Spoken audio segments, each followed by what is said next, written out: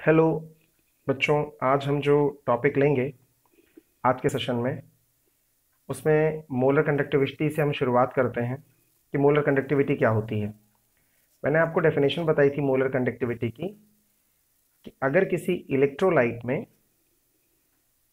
1 मोल electrolyte पड़ी हो, 1 मोल, 1 ग्राम मोल भी कई जगह लिखा हुआ मिलेगा, या 1 मोल भी चलेगा, कि किसी सॉल्यूशन में अगर इलेक्ट्रोलाइट का कंटेंट 1 मोल है तो उसकी जो कंडक्टिंग पावर होगी सारे आयंस के मिला करके, वो कही जाएगी मोलर कंडक्टिविटी।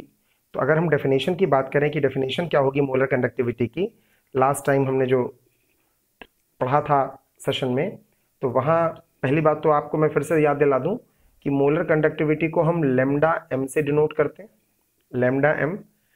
और lambda M may be defined as, may be आप लिखते रहे मेरे साथ, अच्छा लगेगा, जैसे क्लास में लिखते हैं पढ़ाते वक्त, may be defined as, may be defined as conducting power of, conducting power of, conducting power of all ions, all ions produced by, produced by 1 mole of electrolyte, 1 mole of electrolyte in the solution, electrolyte in the solution, यानी किसी solution में अगर 1 मोल electrolyte डाल दी जाए तो उसकी जो conducting power होगी उस कंसंट्रेशन पर उसको मोलर कंडक्टेंस कहेंगे। अगर हम सॉल्यूशन को और डाइल्यूट करेंगे तो कंडक्टिंग पावर और बढ़ जाएगी, क्योंकि डिपेंड करेगा कि वो वीक इलेक्ट्रोलाइट है या स्ट्रॉन्ग इलेक्ट्रोलाइट है। स्ट्रॉन्ग इलेक्ट्रोलाइट्स सभी कंसंट्रेशंस पर टूट जाती हैं, that means which get dissociated at all concentration are termed as strong electrolyte. फिर उसकी कंसंट्रेशन कैसे, फिर उसकी कंडक्टिंग पावर कैसे बढ़ेगी? कंसंट्रेशन कम करने से। कंसंट्रेशन कम कैसे होगी? जब आप उसमें पानी मिलाओगे, डाइल्यूट करोगे, तो जब आप उसमें पानी मिलाओगे तो आयंस दूर दूर जाएंगे, उसके बीच में जो फोर्स ऑफ अट्रैक्शन होगा कैटायन और अनायंस के बीच में वो कम होगा, मोबिलिटी ज़्यादा होगी, तो कंडक्टिंग पावर बढ़ जाएगी।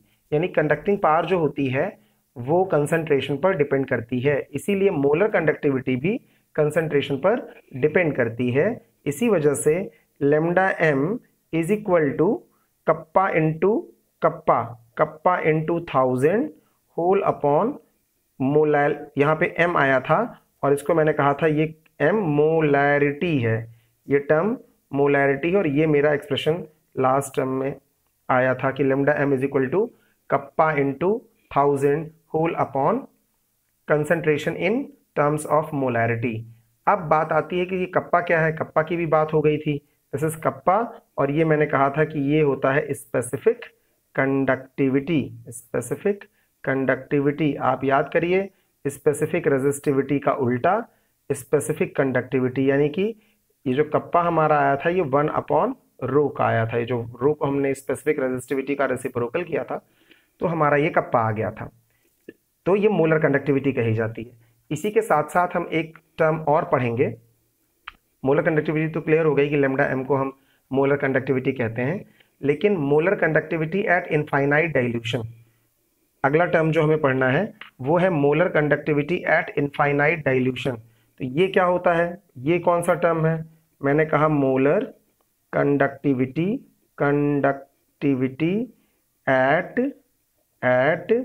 Infinite, infinite dilution, infinite dilution.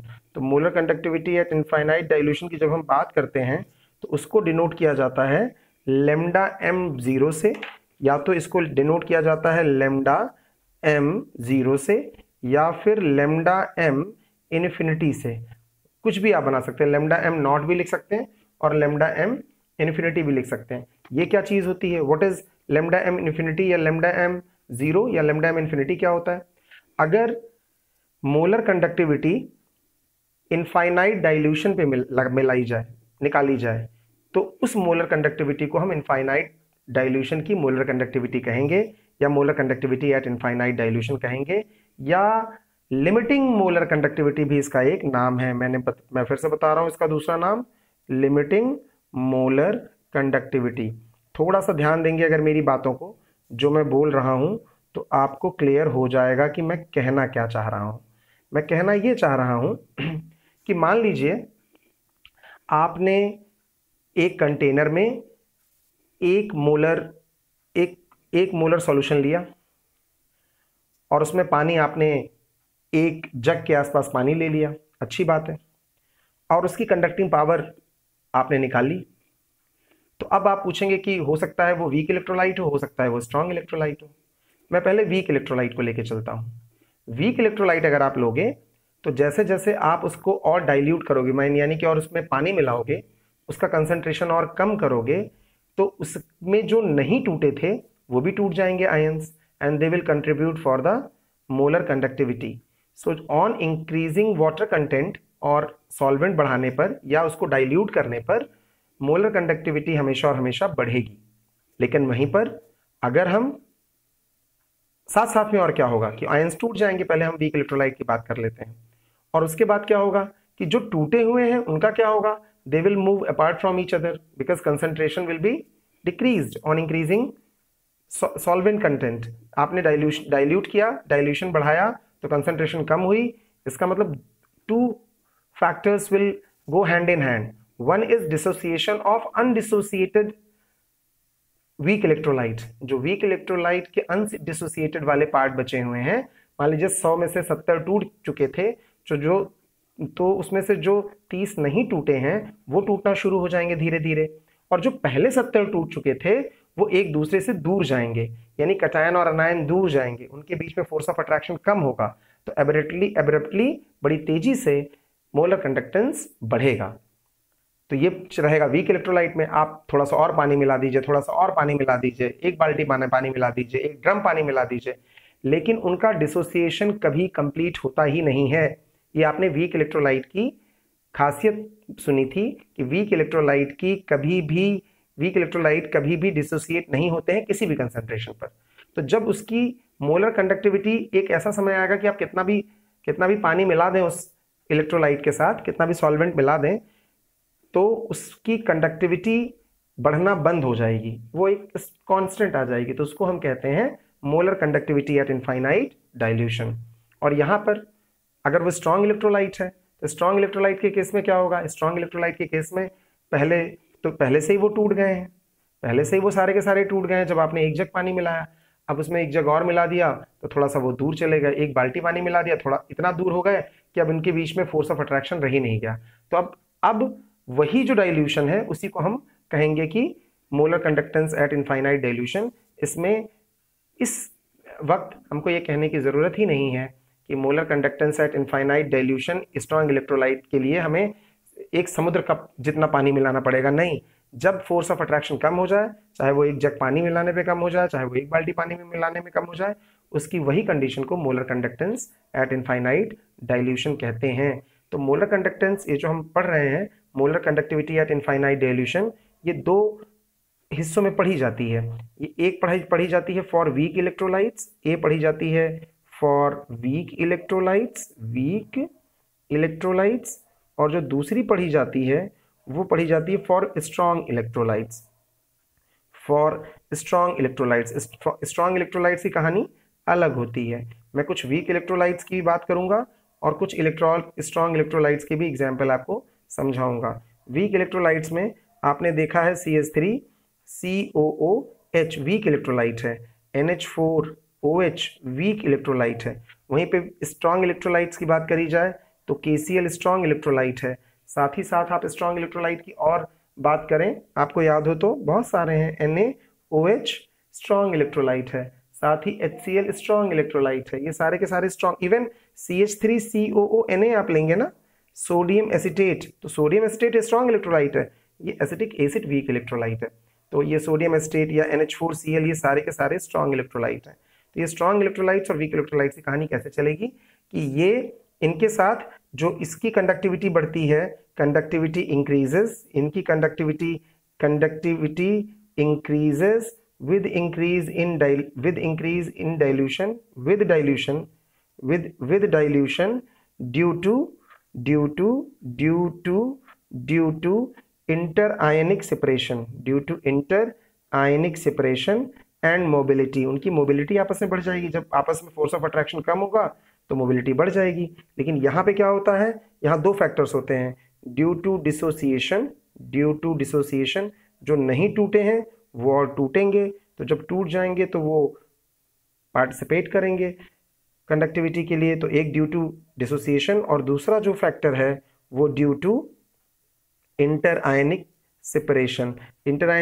जो पहले से टूटे हुए हैं वो और दूर जाएंगे और जो नहीं टूटे हैं वो और टूटेंगे। इस चीज को, ये जो अभी आप पढ़ रहे हैं ये topic, molar conductivity at infinite dilution, को हम ग्राफिकल मेथड से भी समझने की कोशिश करेंगे।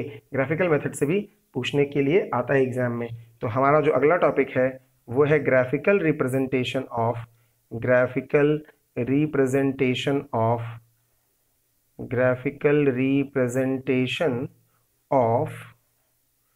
the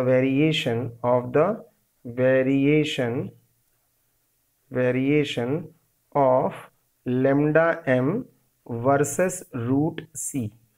ये क्या चीज है साहब? जो हमारे एक साइंटिस्ट थे डेबीज हकल और एक ओन सैगर, इन्होंने एक इक्वेशन दिया लैम्डा एम के बीच में और डेल्टा सी के बीच में। तो Debye's Huckel Onsager equation, Debye's Huckel Onsager given one equation, own Sager equation. According to that equation, lambda m is equal to lambda m naught minus b root c. This equation was given by Davies Heckel own Sager. Actually इस पे based कोई numerical वगैरह नहीं आता है, लेकिन ये जो हम ग्राफ पढ़ने जा रहे हैं वो इसी बेसिस पर समझ में आएगा, हमें इसी बेसिस पे क्लियर होगा। तो लेमडा एम जो हो गया वो क्या हो गया, ये हो गया मोलर कंडक्टिविटी कब कितनी कंसंट्रेशन पे, जब कंसंट्रेशन C हो। तो मोलर कंडक्टिविटी एट कंसंट्रेशन, आपको पता है पल आप कंसंट्रेशन बदलोगे तो पल मोलर कंडक्टिविटी बदलेगी, क्योंकि कहीं आयन दूर जा रहे होंगे, सेपरेट हो रहे होंगे या और टूट रहे होंगे। तो मोलर कंडक्टिविटी इलेक्ट्रोलाइट की कंसंट्रेशन पर डिपेंड करती है। मैं बहुत देर से इस बात को समझाने की कोशिश कर रहा हूँ। और ये चीज़ क्या है, this is molar conductivity at infinite dilution. तो ये तो फिक्स होगी। इसके बाद और टूटना या और सेपरेशन हम एकदम निग्लिजिबल मान लेते हैं। Molar conductivity at infinite dilution मतलब, मैं फिर से कह रहा हूँ, इतना डाइल्यूशन नहीं है कि पानी इतना मिला दिया समुद्र जितना, बस उतना ही डाइल्यूशन है जब फोर्स ऑफ अट्रैक्शन कैटायंस और एनायंस के बीच में लगना बंद हो जाए और डिसोसिएशन बंद हो जाए। और वहीं पर C, आपको पता है C is concentration and this B is some constant. तो I hope this thing is very clear to you. lambda m is nothing but molar conductivity at concentration C. lambda m not 0 is a molar conductivity at infinite dilution वो state होती है जब किसी प्रकार का dissociation होना बंद हो गया होता है और साथ ही साथ इंटर आयनिक सेपरेशन ऑलमोस्ट जितनी पॉसिबल है वो हो गई होती है। तो उसको हम लेमडा एम इन्फिनिटी कहते हैं। उस समय की मोलर कंडक्टेंस को हम लेमडा एम इन्फिनिटी कहते हैं। वहीं पर B एक कांस्टेंट है और C जो है वो एक, C is nothing but concentration of electrolyte. अगर हम इसमें ग्राफ प्लॉट करें तो ग्राफ प्लॉट करते वक्त आप देखोगे मैंने x और y एक्सिस में ग्राफ प्लॉट किया। दिस इज, ये मेरी x एक्सिस है, y एक्सिस ये है। x एक्सिस मैंने रखा रूट सी और रूट सी, ये C की कंसंट्रेशन रखी मोल्स पर लीटर में। C की जो यूनिट रखी वो रखी मोल्स पर लीटर में। ये मेरी C की यूनिट हो गई। और इस एक्सिस पर, ये जो एक्सिस है उस एक्सिस पे मैंने मोलर कंडक्टेंस रखा। और मोलर कंडक्टेंस की आपको कल यूनिट की बात हुई थी, साइमन सेंटीमीटर स्क्वायर और मोल इनवर्स। अगर नहीं भी हुई हो तो भी याद कर लीजिएगा। लेमडा एम इस एक्सिस पर, इस वाली एक्सिस पर लेमडा एम है। ये आपका ओरिजिन है, ऑफ कोर्स ये ओरिजिन है। तो होगा क्या साहब, जैसे आपको पता है इधर मैं जा रहा हूं तो कंसंट्रेशन बढ़ा रहा हूं, इस एक्सिस में जा रहा हूं मैं, जब जैसे ही मैं इस एक्सिस में जा रहा हूं तो मैं कंसंट्रेशन बढ़ा रहा हूं। और मैं तो डाइल्यूशन करने जा रहा हूं, मैं तो पानी मिला रहा हूं। तो पानी मिलाऊंगा तो मैं कंसंट्रेशन बढ़ाऊंगा कि घटाऊंगा? मैं डाइल्यूट करूंगा ना, तो डाइल्यूट करूंगा तो कंसंट्रेशन घटाऊंगा, यानी मैं यहां से इधर आ रहा हूं डाइल्यूशन में। तो जब मैं डाइल्यूट करूंगा तो मोलर कंडक्टेंस बढ़ेगा।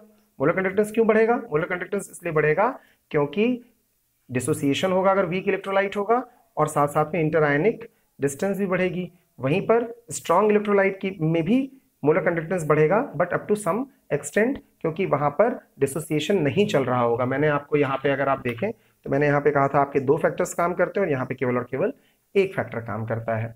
तो अगर हम बात करें कि स्ट्रॉन्ग इलेक्ट्रोलाइट का ग्राफ कैसा होगा, so this will be graph of strong electrolyte. एक स्ट्रेट लाइन मिलेगी और एक पर्टिकुलर, यानी कि जब ये कंसंट्रेशन कम करते गए, डाइल्यूट करते गए, मैं केसीएल का एग्जांपल ले रहा हूँ, डाइल्यूट करते गए, जैसे जैसे आप कंसंट्रेशन कम कर रहे हो, यानी कि इधर से इधर आ रहे हो, वैसे वैसे ये ऊपर की तरफ जा रहा है, इसका मोलर कंडक्टेंस बढ़ रहा है, और एक समय पे आकर के इसका मोलर कंडक्टेंस मैक्सिमम हो गया। यानी जब कंसंट्रेशन 0 हो गई तो मोलर कंडक्टेंस मैक्सिमम हो गया। तो ये भी एक डेफिनेशन हुई कि कब हम कहते हैं मोलर कंडक्टेंस इनफाइनाइट डाइल्यूशन पे, जब कंसंट्रेशन अप्रोचेस 0। तो lambda m 0 is nothing but what? Conductance at molar conductance at infinite, molar conductance at infinite dilution, at infinite what? Dilution when speak out, क्या बोलेंगे? When concentration of solution approaches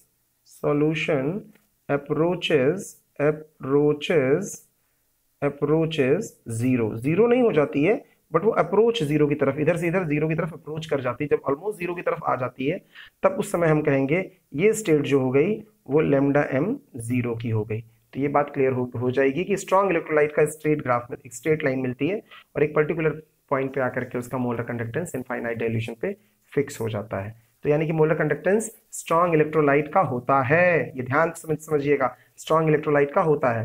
अब हम weak electrolyte की बात कर रहे हैं। मान लीजिए मैंने ले लिया CH3COOH, मेरा ये वीक इलेक्ट्रोलाइट है। मैंने डाइल्यूट करना शुरू किया, शुरू में 1 ग्लास पानी डाला, एक और ग्लास पानी डाला, तो आई टोल्ड यू कि 2 factors are going hand in hand. One is dissociation and the second one is interionic separation. Both go hand in hand. तो ये दोनों की वजह से ये जो ग्राफ है वो एक्सपोनेंशियली बढ़ेगा, बड़ी तेजी से बढ़ेगा, बहुत तेजी से बढ़ेगा। ये ग्राफ ऐसे बढ़ेगा और कभी भी इस y एक्सिस को टच नहीं करेगा, ऐसे सीधे चलता चला जाएगा, टच नहीं करेगा। इसका मतलब ये हुआ कि इनफाइनाइट डाइल्यूशन पे मोलर कंडक्टेंस वीक इलेक्ट्रोलाइट का पता नहीं किया जा सकता है। तो ये चलता चला गया, this is weak electrolyte, this is for weak electrolyte and the upper one is for strong electrolyte. ये स्ट्रॉन्ग इलेक्ट्रोलाइट का, तो मैं एक बार फिर से बता देता हूँ, जो ग्राफिकल रिप्रेजेंटेशन है उसमें स्ट्रॉन्ग इलेक्ट्रोलाइट का जो ग्राफ होता है वो सीधा होता है, और वीक इलेक्ट्रोलाइट का ग्राफ जो होता है वो एक्सपोनेंशियली रेज करता है जब वो y एक्सिस को अप्रोच कर रहा होता है। इसी बात को आगे बढ़ाते हुए, तो आप कहोगे सर आपने ये डेबी-हेकेल-ओन-सैगर इक्वेशन नहीं समझाई कि what is the role of Debye Huckel Onsager equation in graphical representation. तो आपने इसमें सारे टर्म्स तो बता दिए थे। अगर मैं इसको कंपेयर करना चाहूँ, अगर आप देखो तो मैथ्स में आपने क्लास 11th में एक इक्वेशन पढ़ी है, y is equal to mx plus c। This is the equation of straight line. c जो है वो c equation of straight line है, तो मैंने c इस पूरे को मान लिया, ये पूरा फैक्टर, ये b रूट c ही c हो गया। तो ये हो गया y is equal to c इसको मान लिया, c मैंने लेमडा m 0 को मान लिया, c ये कांस्टेंट है, तो c ये हो गया, और y is equal to mx plus c, तो y इज इक्वल टू ये x कौन हो गया? रूट c, तो मैंने रूट c को x मान लिया, mx प्लस c ये हो गया, और चूंकि इसके आगे माइनस लगा है इसका मतलब कि स्लोप नेगेटिव है, इसीलिए ग्राफ ऐसा है, ऑब्ट्यूज एंगल बनाएगा, ये ऑब्ट्यूज एंगल बनाएगा। खैर उतना जाने की जरूरत नहीं है, आप ये समझिए यहाँ पर इसको ग्राफ में कैसे समझेंगे, ये तो मैंने y is equal to mx plus c से समझाने की आपको कोशिश करी। यहाँ पर समझेंगे ऐसे कि लेमडा m0 किसी का भी फिक्स होता है, लेमडा m0 ऑलमोस्ट फिक्स होता है फिक्स। अब जैसे जैसे आप पानी डालोगे यानी उसे डाइल्यूट करोगे तो c की वैल्यू आप कम करोगे, c की वैल्यू कंसंट्रेशन कम करोगे ना डाइल्यूशन के साथ, तो कंसंट्रेशन कम होगी, यानी घटने वाला फैक्टर कम होगा। ये तो कांस्टेंट है, किसी एक कांस्टेंट में से घटने वाला फैक्टर कम हो रहा है तो ओवरऑल ये पूरा का पूरा बढ़ रहा है। अगर ये पूरा का पूरा फैक्टर बढ़ रहा है यानी लैम्डा एम बढ़ रहा है, यानी सी को आपने क्या किया था, सी को आपने कम किया था, डाइल्यूशन बढ़ाया था तो सी को आपने कम किया, सी कम हुआ तो बी रूट सी कम हुआ, बी रूट सी कम हुआ तो पूरा ये वाला फैक्टर बढ़ा, अगर पूरा ये वाला फैक्टर बढ़ा तो लैम्डा एम भी बढ़ा। तो यानी कि डाइल्यूशन बढ़ाने के साथ लैम्डा एम बढ़ता है, लैम्डा एम बढ़ता है, ऊपर की तरफ जाता है। सो we can explain these two graphs on the basis of Davies-Heckel-Onsager equation. You may ask कि सर स्ट्रेट लाइन यहाँ मिली, यहाँ क्यों नहीं मिली? क्योंकि यहाँ पे दो फैक्टर्स उसको मोलर कंडक्टेंस बढ़ा रहे थे, केवल एक फैक्टर उसमें नहीं था जो मोलर कंडक्टेंस बढ़ाए। अब हमारा जो अगला टॉपिक हमें पढ़ना है वो पढ़ना है कोहलाश लॉ। कोहलाश लॉ पढ़ने से पहले आई होप कि आपको मोलर कंडक्टेंस, दो बातें क्लियर हो गई होंगी कि molar conductance at infinite dilution क्या होता है और मोलर कंडक्टेंस क्या होता है किसी पर्टिकुलर कंसंट्रेशन पे। तो जैसे जैसे आप कंसंट्रेशन बदलते हो वैसे मोलर कंडक्टेंस बदलता है, वैसे मोलर कंडक्टेंस बदलता है, वैसे मोलर कंडक्टेंस बदलता है, यानी हर अलग कंसंट्रेशन पे मोलर कंडक्टेंस अलग अलग होता है। लेकिन molar conductance at infinite dilution fix होता है। और आप ये भी कहोगे sir molar conductance at infinite dilution केवल स्ट्रॉन्ग इलेक्ट्रोलाइट का निकाला जा सकता है, पता होता है सर, लेकिन वीक इलेक्ट्रोलाइट का तो molar conductance molar conductance at infinite dilution निकाला ही नहीं जा सकता, क्योंकि यहां पर कभी डिसोसिएशन कंप्लीट ही नहीं होता है वीक इलेक्ट्रोलाइट के केस में। That's why it is not possible to calculate molar conductance at infinite dilution of weak electrolyte. तो I hope this part is clear to you, और आपको लैम्डा एम और lambda M not की value, lambda M और lambda M not समझ में आया होगा कि क्या होते हैं। तो मैं जो अगला टॉपिक मैं बात करने जा रहा हूँ वो मेरा अगला टॉपिक, मैंने अभी आपसे नाम लिया कि कोहलाश लॉ। वो क्या है? तो टॉपिक है कोहलाश लॉ। कोहलाश लॉ, कोहलाश लॉ क्या होता है साहब? इसकी स्पेलिंग होती KOHLRAUSCH, कोहलाश लॉ। तो ये कोहलाश लॉ कहता क्या है पहले मैं आपको समझा देता हूँ, यहाँ मैं समझा देता हूँ इस रफ में, उसके बाद साथ साथ में मैं आपको लिख के दिखाऊंगा कि होता क्या है। वो कहता है कि एट इनफाइनाइट डाइल्यूशन, शुरुआत ही यहीं से होती है, at infinite dilution molar conductivity of electrolyte can be represented as the sum of the individual contributions of the anion and cation present in that electrolyte। कहने का मतलब क्या है कि मान लीजिए, मैं फिर से इसको समझाऊंगा आपको कि मुझे molar conductivity at infinite dilution NaCl की निकालनी है। अच्छी बात है, तो कोहलाश लॉ कोई बहुत बड़ी बात नहीं कहता है, बस इसी को वर्ड्स में लिख देना है। According to Kohlrausch's law molar conductance at infinite dilution of electrolyte is equal to sum of molar conductance of all kinds of ions present in it. तो इसमें कौन कौन से आयंस है? आप कहोगे Na प्लस है और Cl माइनस है। तो Na प्लस की molar conductivity at infinite dilution जितनी होगी और साथ साथ में क्लोरीन की जितनी होगी, क्लोराइड की जितनी होगी, उन दोनों के कंट्रीब्यूशंस को सम कर देंगे तो मोलर कंडक्टेंस हमें NaCl3 का निकल जाएगा। इसी तरह से अगर हमें molar conductance at infinite dilution निकालना पड़े, मान लीजिए CH3COOH की, तो अकॉर्डिंग टू द डेफिनेशन कि molar conductance of any electrolyte at infinite dilution is equal to, can be represented by sum of individual contributions of the cation and anion। cation is this one and anion is this one is cation and this one is anion। तो वो कहेगा lambda m0 of किसकी वजह से? CH3COO minus की वजह से, और lambda m infinity of H plus की वजह से, दोनों कंट्रीब्यूशंस को जोड़ दीजिए, ये मिल जाएगा। तीसरा और लास्ट एग्जांपल इसका समझाता हूं कि suppose molar conductance at infinite dilution आपको AlCl3 की निकालनी है, तो कैसे निकालोगे? अकॉर्डिंग टू कोहलाश लॉ कि मोलर कंडक्टेंस ऑफ इसकी एल्यूमिनियम आयन की जितनी कंट्रीब्यूशन होगी इनफाइनाइट डाइल्यूशन पे और क्लोराइड आयन की होगी, लेकिन क्लोराइड आयन एल्यूमिनियम आयन के 3 गुने हैं, तो इसको लिखेंगे हम lambda m infinity of aluminium 3+ ion plus 3 times 3 गुने हैं molar conductance at infinite dilution of chloride ion. इन दोनों का सम कर देंगे तो आपको इसकी मिल जाएगी। आपका ये एग्जाम्पल भी बन गया कोहलाश लॉ का। तो हम जरा कोहलाश लॉ की को डिफाइन कर दें। कोहलाश लॉ शुरुआत ही यहाँ से होती है कि एट इनफाइनाइट इनफाइनाइट डाइल्यूशन, यानी इनफाइनाइट डाइल्यूशन पे ही कोहलाश लॉ एप्लीकेबल है। At infinite dilution molar conductivity of electrolyte, molar conductivity molar conductivity, yes, of an electrolyte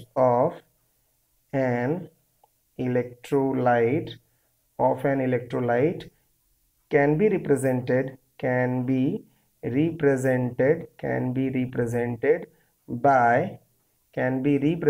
by sum of molar conductance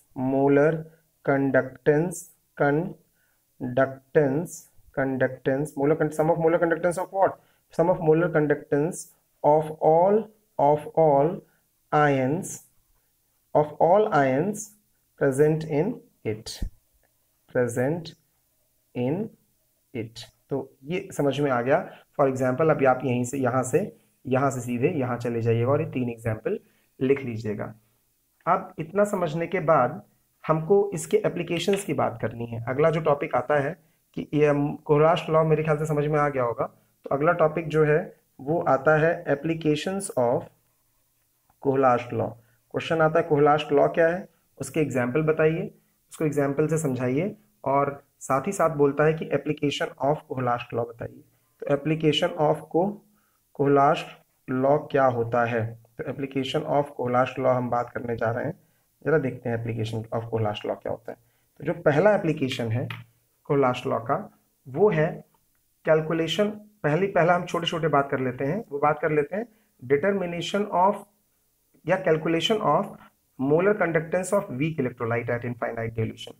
क्या बोला मैंने, बड़ी जल्दी भूल गया। मैंने कहा पहला एप्लीकेशन है, पहले लिख लेता हूँ फिर बात करते हैं कि पहला एप्लीकेशन है कैलकुलेशन ऑफ मोलर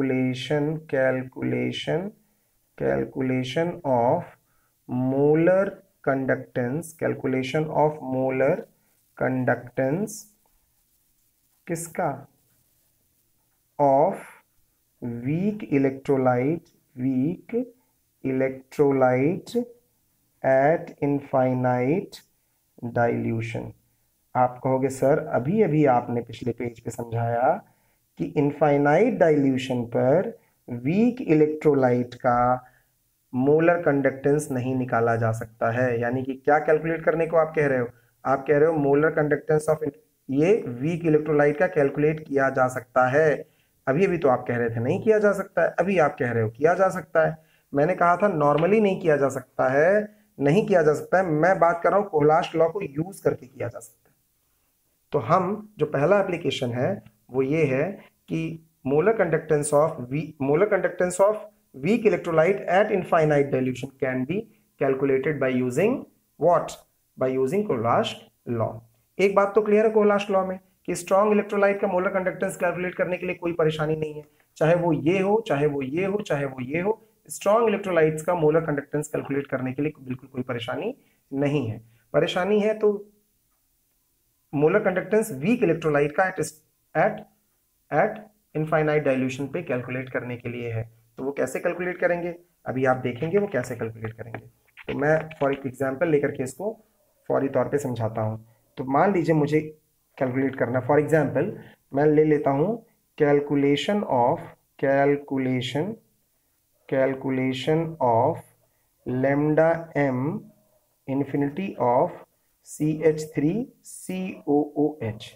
आप हम सब खूब बेहतर तरीके से जानते हैं कि ये एसिटिक एसिड जो होती है ये वीक इलेक्ट्रोलाइट होती है, और अगर ये वीक इलेक्ट्रोलाइट होती है तो आप हमें समझाएंगे कि वीक इलेक्ट्रोलाइट का कैसे मोलर कंडक्टेंस इनफाइनाइट डाइल्यूशन पे निकाला जा सकता है। तो बढ़ते हैं हम आगे इस पे कि कैसे निकाला जा सकता है। तो देखते हैं, सबसे पहले जो आपकी वीक इलेक्ट्रोलाइट है उसको चुन लीजिए। चुनना क्या है वो तो दी ही हुई है। अब इसके कैटायन और एनायन से मैंने तोड़ दिया, कैटायन ये बीच में से तोड़ दिया, तो इधर आपका आ गया एनायन नेगेटिव वाला, इधर आ गया कैटायन। एनायन और कैटायन से मिलने वाला स्ट्रॉन्ग सॉल्ट सोच लीजिए। तो आप कहोगे इससे बनने वाला स्ट्रॉन्ग सॉल्ट होगा CH3COONA, या इलेक्ट्रोलाइट चुन लीजिए, और इससे बनने वाली स्ट्रॉन्ग इलेक्ट्रोलाइट होगी HCl। दो चुन लीजिए। मैंने कहा फिर से, इसके कैटायन एनायन को मन में तोड़ लीजिए और कैटायन से बनने वाला, एनायन से बनने वाला आप एक स्ट्रॉन्ग इलेक्ट्रोलाइट देख लीजिए, और आपका जो पॉजिटिव पार्ट है, जो कैटायन है, उससे बनने वाला आप एक इलेक्ट्रोलाइट चुन लीजिए। चुन लिया। ऐसा करने से आपने क्या चीज एक्स्ट्रा यूज की वो देख लीजिए। आपने Na और Cl यूज किया, यानी Na और Cl आपने एक्स्ट्रा यूज किया, अच्छी बात है। अब आपको तो मेन पर्पज है lambda m infinity of CH3COOH पता करना, यही है ना, आपको यही पता करना है ना। तो आप कैसे पता करोगे? आप पता करोगे, आपको जो चाहिए वो lambda m infinity of CH3COOH पता करनी है साहब, ये पता करना है। अब आपको अगर ये पता करना है तो कोहलाश लॉ कहता है कि ये जो होता है वो lambda m infinity of CH3COO acetate ion का contribution molar conductivity at infinite dilution और साथ में H+ आयन का कंट्रीब्यूशन के बराबर होता है। इसका मतलब आप ये कहोगे सर ये पता करने के लिए आपको जो चीज पता करनी है, अगर ये दोनों अलग अलग मिल जाए, कहीं भी ये दोनों मिल जाए, ये दोनों कहीं मिल जाए, तो आप कह सकते हो कि इन दोनों को जोड़ देने से ये मिल जाएगी। ठीक है, नाउ अब जरा देखते हैं क्या मैं लेमडा m ऑफ, आपने देखा लेमडा m ऑफ CH3COH ये है, इसको मैंने इक्वेशन नंबर 1 मान लिया जो मुझे चाहिए। अगर मुझे इसका RHS मिल जाता है तो मुझे LHS डिजायर्ड मिल जाएगा। अब मुझे इसका जो मैंने दो सॉल्ट चुने हैं वो मैं ले लेता हूं, CH3COOH Na, I am sorry, मैंने ये लिया CH3COO Na। तो CH3COO Na को अगर मैं कोहलाश लॉ से लिखता हूं तो अकॉर्डिंग टू कोहलाश लॉ हो गया CH इतना, और यहाँ पे आ गया CH3COO negative plus lambda m of infinity Na plus. अच्छी बात है, एक तो ये हो गया जो मैंने स्ट्रांग वाला चुना, एक उसी के साथ मैंने एक और स्ट्रांग वाला चुना था HCl, वो भी मैं लिख लेता हूँ lambda m infinity of H+ ion और साथ में lambda m infinity of Cl minus. ये दोनों तो आप लिखने के बाद एक और लिखिए जो एक्स्ट्रा हो गया था, कितना कितना एक्स्ट्रा हो गया था, Na और Cl एक्स्ट्रा हो गया था, वो भी लिख लीजिए Na Cl, और आपको मिल जाएगा lambda m infinity of Na plus और साथ में lambda m infinity of Cl minus. ये मैंने क्या किया जरा देखिए, मैंने कहा मुझे वीक इलेक्ट्रोलाइट की मोलर कंडक्टेंस चाहिए इनफाइनाइट डाइल्यूशन पे, यानी मुझे इसका और इसकी वैल्यू की सम चाहिए। ठीक, मैंने सबसे पहले इसका जो मैंने दो हिस्से में तोड़ा था, स्ट्रॉन्ग लिया था, क्योंकि कोहलाश लॉ के मुझे कोहलाश लॉ की मदद से मैं वीक इलेक्ट्रोलाइट का molar conductance at infinite dilution पता करने जा रहा हूं, लेकिन practically molar conductance of weak electrolyte at infinite dilution पता करना पॉसिबल ही नहीं है, लेकिन स्ट्रॉन्ग इलेक्ट्रोलाइट तो है ना। तो मैंने इसके पार्ट का एक हिस्से का बना हुआ स्ट्रॉन्ग इलेक्ट्रोलाइट ले लिया और उस पर अप्लाई कर दिया कोहलाश लॉ। इसी तरह से दूसरे वाले हिस्से को भी ये भी मैंने अप्लाई कर दिया कोहलाश लॉ, और जो इससे एक्स्ट्रा बना था संजोग से वो भी पक्का और पक्का बनेगा स्ट्रॉन्ग इलेक्ट्रोलाइट, वहां भी मैंने बना दिया कोहलाश लॉ। अब अगर मैं पहले और दूसरे इक्वेशन को जोड़ दूं, अगर मैं इक्वेशन 1 और इक्वेशन 2 को जोड़ दूं और उसमें से इक्वेशन 3 माइनस कर दूं, तो मुझे क्या मिल जाएगा जरा देखिए। तो लेमडा m इन्फिनिटी ऑफ क्या जोड़ दूं, CH3COONA जोड़ दूं, मैं जोड़ दूं क्या, lambda m infinity of HCl, और उसमें से माइनस कर दूं lambda m infinity of NaCl, इतना माइनस कर दूं तो मुझे क्या मिलेगा, इन दोनों को जोड़ दूं, इसमें से माइनस कर दूं, तो आप इन दोनों चारों को जोड़ दो और उसमें से माइनस कर दो, यानी Na वाला पार्ट माइनस हो जाएगा, Cl वाला, यानी ये Na वाला Na से माइनस हो जाएगा और ये Cl वाला Cl से माइनस हो जाएगा। इन दोनों को जोड़ना है, इन दोनों लाइन को, और इसमें से घटाना है, तो ये वाला इसको काट देगा, ये वाला इसको काट देगा। आपके पास बचेगा क्या, आप देखिए आपके पास बचेगा lambda m infinity of CH3COO minus बचेगा, और साथ में आपके पास बचेगा lambda m of H+ ion बचेगा, यानी आपके पास ये और ये बचेगा, H+ आयन बचेगा इनफाइनाइट डाइल्यूशन पे। और आप मुझे बताओ ये चीज क्या थी, इक्वेशन 1 कहता है कि ये lambda m infinity of CH3COOH है। तो इसका मतलब क्या हुआ साहब, इस वीक इलेक्ट्रोलाइट की अगर मुझे पता करनी है मोलर कंडक्टेंस, तो मैं इसका इससे बने हुए दो स्ट्रांग वाले जोड़ दूंगा और उसमें से जो एक्स्ट्रा वाला है वो माइनस कर दूंगा, इन दोनों को जोड़ दूंगा और इसको माइनस कर दूंगा। तो मेरे ख्याल से ये बात आपको समझ में आई होगी। इसी की तरह से मैं एक एग्जाम्पल और लेता हूँ, इतना लंबा नहीं, केवल और केवल समझाने के लिए कि मान लीजिए मुझे molar conductance at infinite dilution लेना पड़ा, किसका, मान लीजिए मुझे लेना पड़ा NH4OH का। NH4OH का ये वीक है, ऑफ कोर्स ये वीक है, ये मुझे कैलकुलेट करना है, और ये एक वीक इलेक्ट्रोलाइट है। अमोनियम हाइड्रोक्साइड एक वीक इलेक्ट्रोलाइट है। अब इसका मुझे molar conductance at infinite dilution पता करना है। तो मैंने कहा अभी अभी जो आपको एक तरीका बताया कि कैटायन आयन मन ही मन में तोड़ लीजिए, इससे बना हुआ एक स्ट्रॉन्ग इलेक्ट्रोलाइट ले लीजिए, ले लिया सर। बचे वाले पार्ट से ही बचा हुआ एक स्ट्रॉन्ग इलेक्ट्रोलाइट ले लीजिए, उन दोनों को जोड़ दीजिए, यानी मैंने बचे वाले पार्ट से यानी इसके OH से बनने वाला NaOH ले लिया, इन दोनों को जोड़ दिया। एक्स्ट्रा कौन कौन हो गया, एक्स्ट्रा कौन कौन हो गया, NH4Cl लेने से ये एक्स्ट्रा हो गया, और OH में आपने Na एक्स्ट्रा जोड़ दिया, यानी NaCl एक्स्ट्रा जोड़ दिया। जो एक्स्ट्रा जोड़ा है उसको माइनस कर दीजिए, NaCl को माइनस कर दीजिए, तो आपको पक्का और पक्का lambda m infinity of NH4OH मिल जाएगा। तो आपने कहा सर ये तो मिल जाएगा, लेकिन ये सब कहाँ से मिलेंगे? अरे NH4Cl स्ट्रॉन्ग इलेक्ट्रोलाइट है, इसका मोलर कंडक्टेंस इनफाइनाइट डाइल्यूशन पे मिल जाएगा। NaOH स्ट्रॉन्ग इलेक्ट्रोलाइट है, इसका मोलर कंडक्टेंस इनफाइनाइट डाइल्यूशन पे मिल जाएगा। Lambda m infinity NaCl strong electrolyte है, तो इसका भी मोलर कंडक्टेंस इन्फिनिटी पे मिल जाएगा। इन दोनों को जोड़ के इसको माइनस कर देंगे, you will get this one. तो यहाँ से न्यूमेरिकल पूछा जा सकता है, यहाँ से न्यूमेरिकल इनकी वैल्यूज दे देते हैं, इन तीनों की वैल्यूज दे देते हैं और कहते हैं ये पता करिए। तो पता ही नहीं होता कि इन दोनों को जोड़ें और किसको घटाएं, अक्सर परेशानी यहाँ होती है। जो अभी अभी हमने पीछे बात करी थी, इसकी बात करी थी, इसमें भी देखिए CH3COONA एक स्ट्रॉन्ग इलेक्ट्रोलाइट है, तो ये पता है। HCl एक स्ट्रॉन्ग इलेक्ट्रोलाइट है, ये भी पता है। NaCl एक स्ट्रॉन्ग इलेक्ट्रोलाइट है, ये भी पता है। तो इन दोनों को जोड़ के इसमें से माइनस कर दिया तो वीक इलेक्ट्रोलाइट का पता लग गया। लेकिन आपको पता होना चाहिए कि किसको जोड़ना है, किसको घटाना है। कभी कभी हमें अननेसेसरी ऐसी वैल्यूज भी दे देते हैं, ऐसी चीज़ों की भी, ऐसे इलेक्ट्रोलाइट की वैल्यू दे देते हैं जिस इलेक्ट्रोलाइट का जरूरत ही ना हो, जस्ट आपको कंफ्यूज करने के लिए। तो मेरा पहला एप्लीकेशन इसका खत्म हुआ। पहला एप्लीकेशन मेरा था कैलकुलेशन ऑफ मोलर कंडक्टिविटी। पिछले पन्ने में पहला एप्लीकेशन कोहलाश लॉ का मैंने पढ़ा, हमने पढ़ा क्या पढ़ा कि calculation of molar conductance of weak electrolyte at infinite dilution. तो वीक इलेक्ट्रोलाइट का आप करना सीख गए। अच्छा जी साहब, वीक इलेक्ट्रोलाइट का आप मोलर कंडक्टेंस निकालना सीख गए, जो प्रैक्टिकली पॉसिबल नहीं है।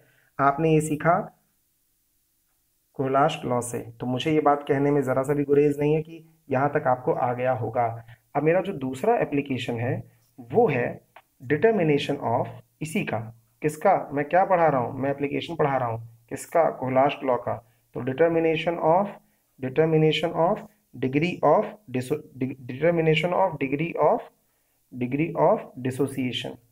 वीक इलेक्ट्रोलाइट का अगर आप क्लास 11th के केमिकल इक्विलिब्रियम चैप्टर को याद करें तो determination of degree of dissociation of weak electrolyte, weak electrolyte का ही डिग्री ऑफ डिसोसिएशन होता है, जिसको हम अल्फा से डिनोट करते हैं। अगर मैं थोड़ा सा रफ में समझाऊं यहाँ पे, तो मैं समझाता था alpha is equal to number of moles dissociated upon number of moles taken. याद करिए, degree of dissociation is equal to जितने टूट गए अपॉन जितने लिए थे। अगर 100 लिए थे और उसमें से 70 टूट गए तो 70 अपॉन 100 किसी वीक इलेक्ट्रोलाइट का डिग्री ऑफ डिसोसिएशन होता है। तो स्ट्रॉन्ग इलेक्ट्रोलाइट का डिग्री ऑफ डिसोसिएशन क्या होता है, 1। जितने लिए थे वो पूरे टूट गए तो degree of dissociation strong electrolyte का तो 1 हो जाएगा। ये बात समझ में आई होगी अब तक कि मैं क्या कहना चाह रहा हूं। अभी जो हम बात करने जा रहे हैं वो हम बात करने जा रहे हैं कि degree of dissociation weak electrolyte का कैसे निकालेंगे। तो आपने क्लास 11th में इसकी डेफिनेशन पढ़ी थी, मैं इस पे नहीं जा रहा हूं। तो आप बस डेफिनेशन समझ लीजिए कि degree of dissociation alpha is equal to, this is degree of dissociation, alpha is equal to lambda M at, जिस आपको भी पता है कि अलग अलग कंसंट्रेशन पे अलग अलग टूटेंगे। तो ये जो डिग्री ऑफ डिसोसिएशन होता है वो किसी कंसंट्रेशन पे होता है।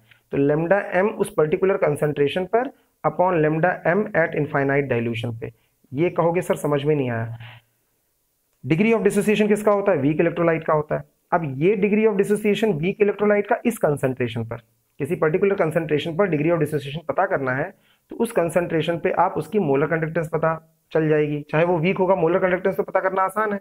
और molar conductance at infinite dilution weak का कैसे पता लगेगा, अभी भी ऊपर देखा, पता लग जाएगा। ऊपर वाले से molar conductance at infinite dilution पता कर लेंगे। अगर ये पता लग गया तो डिग्री ऑफ डिसोसिएशन भी पता लग गया मोलर कंडक्टेंस की मदद से। तीसरा जो है वो एप्लीकेशन है इसका कोहलॉश लॉ का कि dissociation constant of weak electrolyte, determination of, numerical आते हैं इस पे इसलिए बोल रहा हूँ, डिटर्मिनेशन, आपको फॉर्मूला ही नहीं पता होगा तो न्यूमेरिकल कैसे पता करोगे, और जस्ट न्यूमेरिकल पुट करने वाले आते हैं। डिटर्मिनेशन ऑफ, मैंने कहा डिसोसिएशन कांस्टेंट, डिसोसिएशन कांस्टेंट को के से डिनोट करते हैं। डिसोसिएशन, हम उसमें डीप में नहीं जाएंगे, आप 11th की बुक एक बार देखेंगे। Determination of dissociation constant, dissociation constant को के से डिनोट करते हैं of weak electrolyte, of weak electrolyte. ये कैसे पता करते हैं, जरा ध्यान से सुनिए एकदम। आपको फॉर्मूला पता होना चाहिए कि के की वैल्यू जो होती है वो होती है C alpha square upon 1 minus alpha. ये फॉर्मूला होता है के का। कुछ बच्चों को याद आ गया होगा कि हाँ सर ने ये पता पढ़ाया था, मैंने कहा था इतने मोल लेते हैं, 1 लेते हैं, 0 0 हो जाता है, फिर उसमें से सी अल्फा टूट जाते हैं तो सी अल्फा और सी अल्फा बनता है। फिर हमने के सी की वैल्यू निकाली थी तो ये आ गया था सी स्क्वायर अल्फा स्क्वायर, और यहाँ पे सी 1 माइनस अल्फा, सी और सी कट गया, ये आया था क्लास 11th में। वीक इलेक्ट्रोलाइट का ही डिसोसिएशन कांस्टेंट होता है, स्ट्रॉन्ग इलेक्ट्रोलाइट का नहीं होता। तो अभी तक ये डिसोसिएशन कांस्टेंट है एट कंसंट्रेशन डिसोसिएशन, मैं फिर से बोल रहा हूँ ये डिसोसिएशन कांस्टेंट है एट कंसंट्रेशन सी, किसी पर्टिकुलर कंसंट्रेशन सी पर डिसोसिएशन कांस्टेंट निकालना है। तो सी की वैल्यू तो दे ही रखी है, आपको कांस्टेंट की वैल्यू निकालनी है। अल्फा की वैल्यू कहाँ से पता चलेगी, अल्फा की वैल्यू ऊपर वाले से पता चलेगी। अब अल्फा की वैल्यू पता करने के लिए आपको लेमडा एम इन्फिनिटी की जरूरत है, वो इसके ऊपर वाले से पता चलेगी। यानी अल्फा की वैल्यू अगर पता है, बिल्कुल पता है, तो आप इस फॉर्मूले से dissociation constant of weak electrolyte भी पता कर सकते हैं। और इसका चौथा एप्लीकेशन, मैं पेज नहीं पलट रहा हूँ, यहीं पे लिख देता हूँ, चौथा एप्लीकेशन कोहलॉश लॉ का वो है determination of solubility, determination of solubility of sparingly soluble salt. ये स्प्रैंगली सॉल्युबल सॉल्ट क्या होते हैं, वो सॉल्ट जो पूरी तरह से घुलते नहीं हैं, उनकी सॉल्युबिलिटी पता करने के लिए, जैसे कि आपने कहा था AgCl, AgBr, ये स्प्रैंगली सॉल्युबल सॉल्ट होते हैं। तो उनकी अगर सॉल्युबिलिटी आपको पता करनी है तो एक फॉर्मूला याद कर लीजिएगा सॉल्युबिलिटी का, कि solubility is equal to kappa into 1000 whole upon lambda M infinity. ये फॉर्मूला याद कर लीजिएगा। अगर आपको स्प्रैंगली सॉल्युबल सॉल्ट भी वीक इलेक्ट्रोलाइट हुआ, वीक सॉल्ट ही हुआ, वो स्ट्रॉन्ग तो हुआ नहीं, पूरा का पूरा टूट गया होता तो वो काहे का वीक होता। तो स्प्रैंगली भी वीक ही होता है। वीक में क्या हुआ, आपको क्या पता करना है, सॉल्युबिलिटी पता करना है। तो सॉल्युबिलिटी पता करने के लिए लेमडा एम इन्फिनिटी पता लगेगा, खत करना पड़ेगा। अब लेमडा एम इन्फिनिटी कहाँ से पता लगेगा, पहले वाले से पता लगेगा जो मैंने आपको बताया। तो यहाँ से ये भी एक फॉर्मूला है जहाँ से सॉल्युबिलिटी पता की जा सकती है। तो आज का जो टॉपिक है मैं यहीं ख़त्म कर रहा हूँ, और इसके बाद पॉसिबल हुआ तो कल भी मैं एक वीडियो भेज दूंगा। अभी ये देखने के बाद, अगर वक्त है, इसको देखने के बाद आप मुझे गूगल मीट पे मिलिए with instructions that I have sent yesterday. Thank you very much. Have a nice day.